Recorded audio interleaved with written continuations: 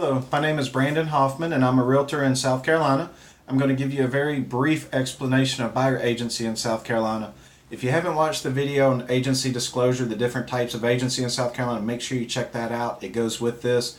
We talk about dual agency in a little more detail in that one, which will come up here.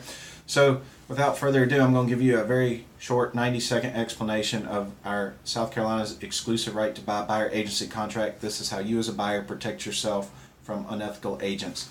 So it starts out, this is 4 pages, I'm going to give you the short explanation. So it starts out where stating, you the buyer are hiring the brokerage for the purpose of helping you find a property in South Carolina, where the broker's duties are to represent you in the transaction and your buyer duties are to keep the agent informed of anything that may affect your ability to purchase a home. Page 2 of the same form outlines the compensation of the broker, which will usually be a brokerage fee paid at closing as a co-broke from the listing brokerage's commission. Usually if there is no buyer brokerage, the listing brokerage keeps everything, so it doesn't necessarily cost you anything to have an agent. But if you've got more questions, I'm happy to address those later on.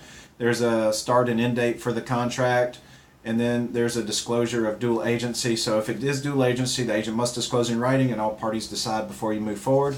And you as a buyer understand there are other potential buyers that may purchase that home you liked, and if so, I'm sorry, you cannot sue the agent for it. Page 3 of the same form starts with, you have not signed an agency agreement with anyone else that you're obligated to. You're giving the agent permission, or you're not giving the agent permission, depending on what box you checks, to work with affiliated professionals in the transaction to assist, like the real estate attorney, the mortgage lender, the home appraiser, the inspectors. The broker has limited liability in the transaction of the amount of commission they receive, except for in the act of something intentional or willful that harms you. The agent's not allowed to discriminate. The agent must send you to professional counsel if it's not a field they're familiar with, i.e. if you have a legal question, they must send you to an attorney. If you need sex offender information for a neighborhood or a location, go to the SLUD website, get that yourself. Agent can't get into it.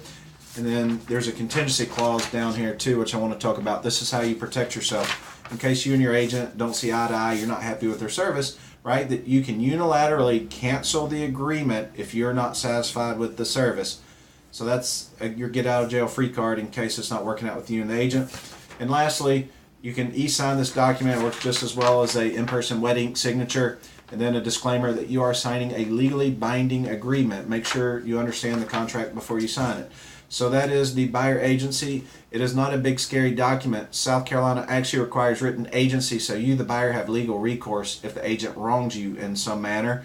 So this document is intended to help you. The only thing in here that's friendly for the agent says they get paid if you buy a house, if that's the compensation agreement you agree to. And the only way that should be an issue is if you're not ethical yourself and you're going to try to go around the agent or do something underhanded. If you have questions, put them in the box. I'll be happy to address them. Happy house hunting and good luck.